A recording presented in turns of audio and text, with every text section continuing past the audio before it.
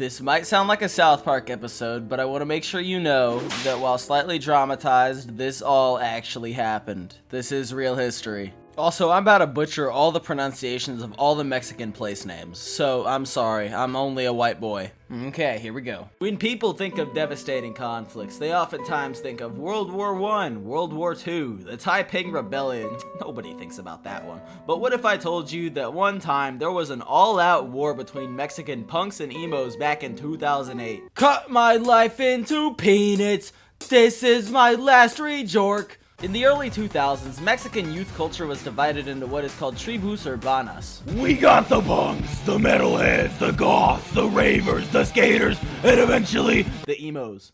Each tribe had their own dress code, hangout spots, and music tastes. These groups weren't just hobbies, they were entire social identities, whole cultures tied to social class, rebellion, and belonging. Along came the emo movement. Imported from America, it spread like wildfire, and by 2006, emos were everywhere. It was the emo-apocalypse. It was pandemonium with their MCR, their sweat bangs, their thin jeans, skinny builds, studded belts, you know, emos. Love them. However, some people didn't love them. They hated them. They hated them with a passion. To the older, more traditional punk generations, emos were too soft, too emotional, and in macho land Mexico, too feminine. That's bad. But why is that bad? Well, to understand the emo war, you need to understand machismo. What is machismo? Machismo is a social system that defines what it is to be a real man, a manly man. What do you consider manly? Some would say Arnold Schwarzenegger and his muscles. My Little Pony, friendship is magic.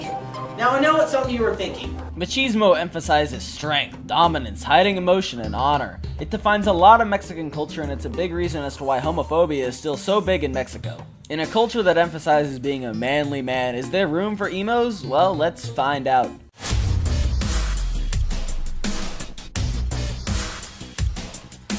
As the number of emos grew in Mexico, so did the number of haters. Mexican media began mocking the trend. The news guys and the TV funny one would begin showing parody emos as crybabies, depressed attention seekers, wallowing in their self-created despair.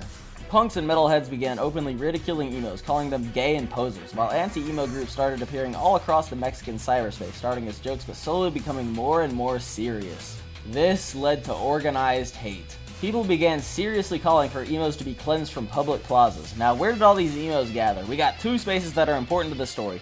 Glorieta de los Insurgentes, a traffic circle in Mexico City, and Jardín Zenea, a colonial-era park in Querétaro. Bing dada bing bing bing bing bong, it's the news and they're covering emos, and holy shit, in a very negative light. One infamous report from 2008 on Telehit even called emos a youth epidemic.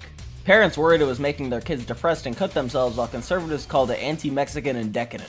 A moral panic formed, and where there is moral panic, there is oftentimes hate.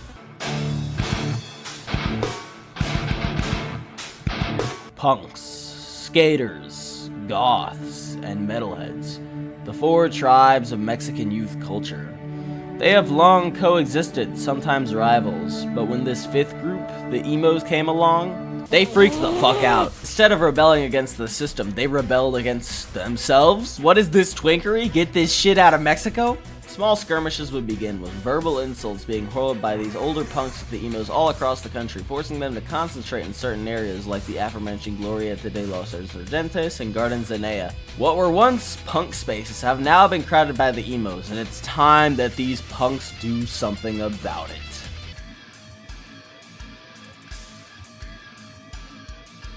By March of 2008, Querétaro had become a flashpoint for the growing anti-emo sentiment, and Jardín Zenea was the first target. Emos typically gathered there in large numbers on Friday evenings to hang out, a perfect environment for an ambush.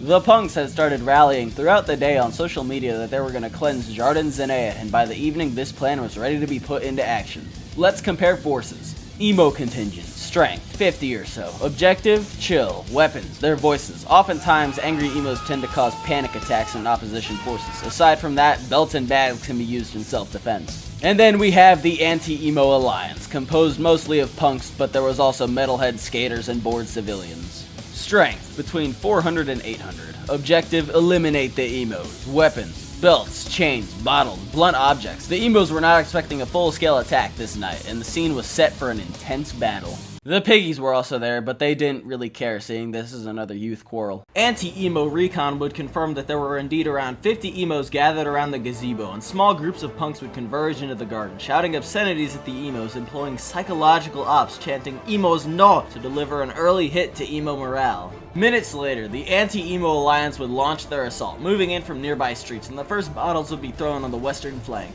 Emo defenders would fall back to the gazebo, forming tight clusters. Local civilians, sensing something was wrong, would flee as the punks became more and more numerous and vicious in their attacks against the almost defenseless emos. The emos were completely encircled, and it was looking like this would be a bloodbath.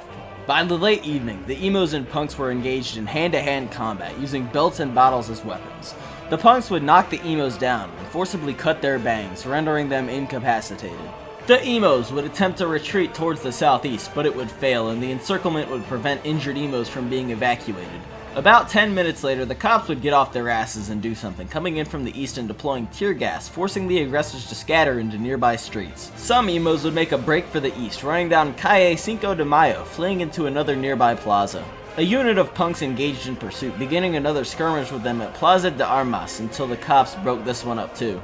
Within hours, footage circulates across the internets and media would report on the violence, and this riot triggers copycat mobilizations across the country.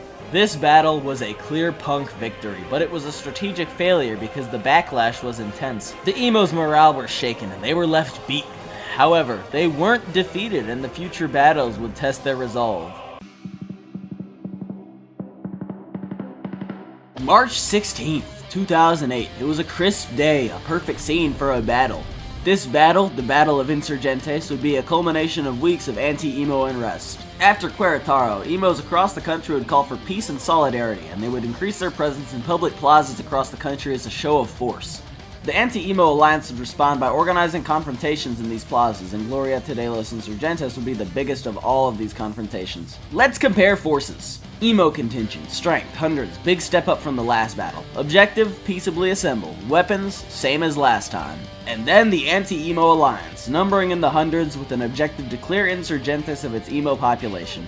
Their weapons would be the same as last time too, but the key difference in this battle is that the Anti-Emo Alliance would employ a different tactic, guerrilla warfare. Throughout the day, the emos would stage a visible presence at Insurgentes, and in the afternoon, the Anti-Emo Alliance would pull up to confront them. Verbal taunts would escalate and the tension would be concentrated around the metro station. Why the fuck does a roundabout have a metro station?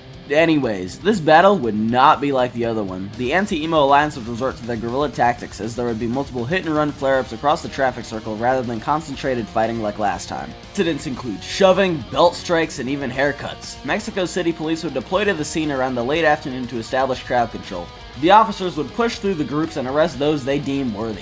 It seems, though, whenever the cops would break up one skirmish, another would form elsewhere. This battle is seeming like it could go on forever, and Insurgentes would be an eternal warfield. But then, out of nowhere, a third party enters the fight. Who could it be? Who will this decisive third party be?